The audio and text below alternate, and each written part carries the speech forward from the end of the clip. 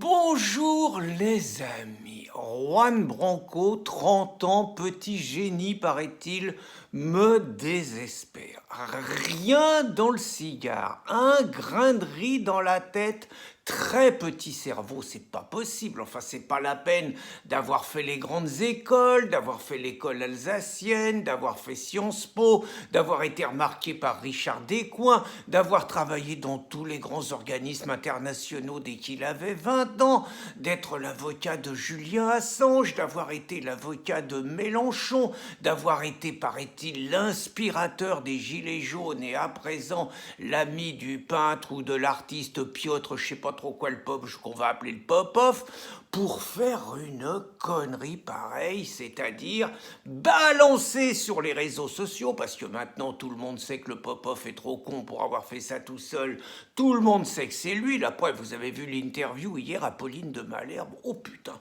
te l'a attrapé au callback, c'était un interrogatoire.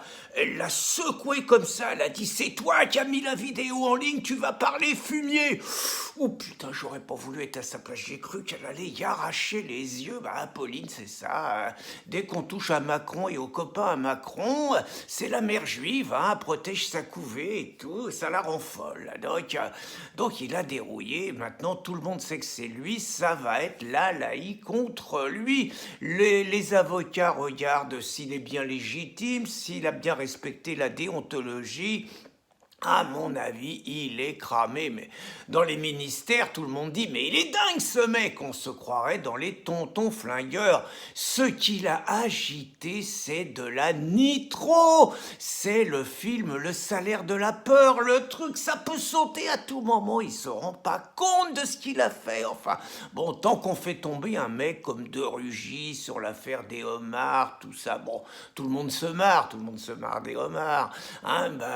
Mais bon, ça va pas loin, puis tout le monde est content. De Rugy, il saute, ça laisse la place à un mec, le mec qui remplace De Rugy laisse la place à un autre, tout le monde se recycle et tout, là ça va. Mais là, les affaires de cul... Là, et tous les mecs, ça fait de l'huile. Je veux dire, ce matin, il suffisait de voir Dany sur les plateaux de télé, Dany en transe, hurlements, réseaux sociaux, c'est qui réseaux sociaux, il y en a marre et tout. Il devenait fou, Dany. Il a peur qu'on voit une image de lui avec les petites filles qui mettent les mains sur sa braguette, comme il racontait dans les années 75. S'il y a des images, Jack, il dit rien, mais Jack, dès qu'il appuie sur le bouton de son ordinateur, ça commence à couler, quoi. Puis bon, il n'y a pas que lui.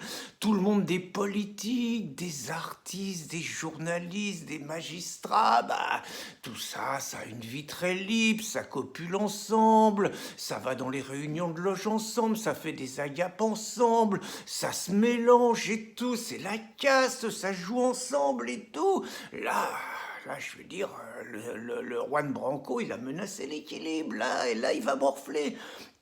La preuve, là, alors qu'ils ont déjà la loi Avia, ils vont aller plus loin. Maintenant, ça y est, c'est l'attaque, la Choupinet. Il l'avait dit dès 2019, l'anonymat sur Internet, c'est pas possible, il faut mettre fin à ça. Là, tous les journalistes montent au créneau. Oui, eux, ils ont intérêt, parce que si les réseaux sociaux, si l'anonymat sur Internet, c'est terminé, ça revient comme avant. Et comme avant, c'est eux qui font le là de l'information, et ils ont pu le contre-pouvoir des réseaux sociaux qui leur mangent légèrement la laine sur le dos et qui leur taille des croupières. Puis il y en a un qui est bien, là, c'est le Cédric O. Oh putain, il y avait déjà la loi Avia, la richesse venue de l'Afrique. Là, on a Cédric O, richesse venue de l'Asie. Alors lui, il aurait été super en Corée du Nord parce qu'il veut nous faire l'anonymat, mais aussi il veut durcir la répression.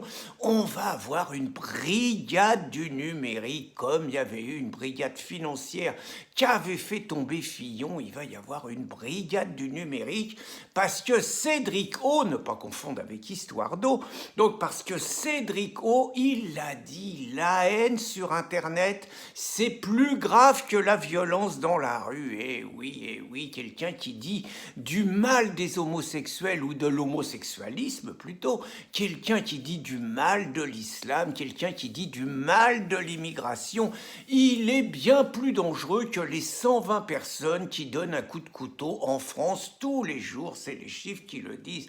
Donc moi, je vais vous dire pourquoi j'ai attaqué cette vidéo en disant que Juan Branco, c'était un blaireau au niveau stratégique. C'était pas Griveaux, un des piliers de la Macronie et tout, qu'il fallait allumer. C'était Zemmour qu'il fallait piéger, espèce de blaireau de Branco. Il aurait piégé Éric, il n'y avait aucun problème, il se prendrait pas tout ce qui se prend. Surtout que c'était le moment. Alors, on aurait dit que Zemmour, il défendait la famille, hein, et que c'était un hypocrite. Alors certes, lui, on ne connaît pas la figure de Madame Zemmour, il s'affiche pas dans Paris Match avec ses enfants, et tout ça, vous pouvez être sûr d'ailleurs, hein, les mecs qui s'affichent en famille et tout, vous pouvez être sûr qu'ils cherchent à cacher leur jeu. Donc même Zemmour, il fait pas ça, mais on aurait dit quand même que c'était un hypocrite, qu'il avait été démasqué. Puis c'était le moment quand même, parce que CNews, l'audience monte, plus personne dépose plainte contre Zemmour depuis la convention de la droite. Tous les soirs, 4 soirs par semaine, il en profite, il dit des choses abominables qui auparavant valaient un procès. Maintenant ça passe, et puis ses idées progressent, il fait monter les taux d'audience. On n'a pas renoncé, il n'a pas dit très clairement qu'il ne serait pas candidat en 2022. Donc il représente un danger. Vous ne voyez pas qu'il se présente comme l'homme en dehors du système, que toutes les mouvances nauséabondes et tout se fédèrent autour de lui. Il met en danger le système. Donc là, je veux dire, Branco, le Popov et puis Alexandra, ils faisaient tomber Zemmour. Bon, c'était pas difficile, je suis sûr que Zemmour, il est quand même sensible au charme féminin. Alexandra, elle aurait pu l'approcher et tout. Et là, je veux dire, elle l'aurait lentement. Je pense que Zemmour, il sait pas se servir d'un smartphone, tout ça, de Snapchat, il est comme moi, il sait pas s'en servir. Mais Alexandra, elle aurait trouvé une combine compromettante, une caméra sur des lunettes, un truc comme ça, elle pouvait le piéger. Et là, ça changeait tout. Juan aurait été un héros. On dirait que les réseaux sociaux, ça sert à démasquer l'imposture de la bête immonde, des racistes, des nostalgiques de l'ancien temps et tout. C'était parfait. Juan, il aurait eu son émission à BFM TV tous les jours. Il aurait eu une chronique dans Le Monde, une chronique dans le Nouvel Obs. Il aurait été sur tous les plateaux de télé. C'était le roi du tout Paris, Juan. Et puis Piotr, le Popov, je veux dire, il avait l'avenir devant lui. Déjà que c'était le dissident, c'était le dissident à Poutine, l'opposant à Poutine. Maintenant, vous avez vu, c'est devenu l'agent de Poutine. C'est pareil, il est cramé.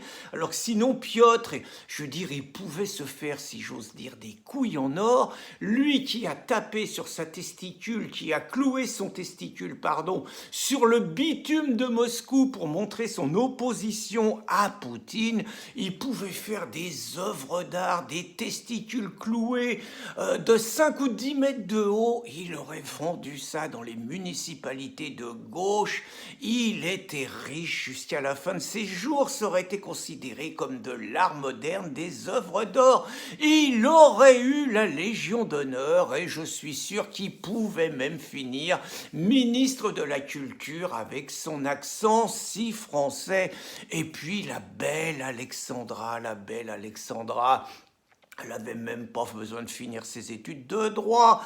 Elle serait devenue avocate. Et puis, elle aurait écrit un livre édité par Gallimard, Comment j'ai fait bander Zemmour. Et là, je veux dire, c'était la reine du pétrole. Elle n'avait plus besoin de travailler. Elle aurait été recherchée dans toutes les soirées parisiennes et tout. C'était super. Pour ça, pour mettre ça en place, il aurait fallu que cet imbécile de Juan Branco ait un minimum de sens stratégique et au lieu de piéger le malheureux Griveaux, qu'il piège le salopard de Zemmour. Bonne journée les amis.